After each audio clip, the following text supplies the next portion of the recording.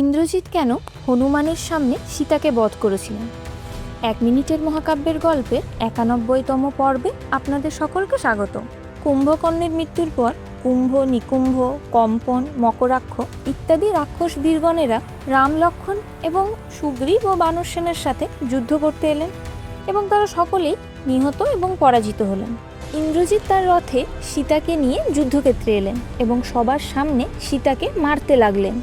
এই দৃশ্য দেখে হনুমান ইন্দ্রজিতের রথে আক্রমণ করতে যাওয়ার আগেই ইন্দ্রজিৎ সীতাকে মেরে ফেললেন এবং এই সম্পূর্ণ ঘটনা দেখে বানর সেনাদের মনোবল ভেঙে গেল। হনুমান সমগ্র ঘটনাটি রামকে এসে বললেন। রাম এই ঘটনাটি শুনে দুঃখে শয্যাশায়ী হয়ে গেলেন।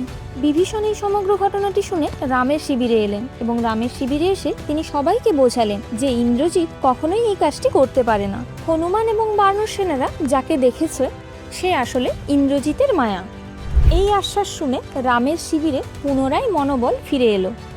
আমার এই রামায়ণের এপিসোডগুলো যদি আপনাদের ভালো লেগে থাকে তাহলে আমার চ্যানেলটিকে অবশ্যই সাবস্ক্রাইব করে দেবেন আর বন্ধুদের সাথে শেয়ার করতে ভুলবেন না।